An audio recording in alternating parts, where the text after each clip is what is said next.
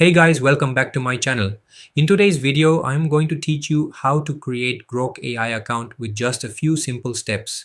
This process is quick and super easy, so let's dive right in. First, open Google and in the search bar, type Grok AI account. From the results, click on the official Grok website. Make sure you select the correct link so you're on the real site with updated information.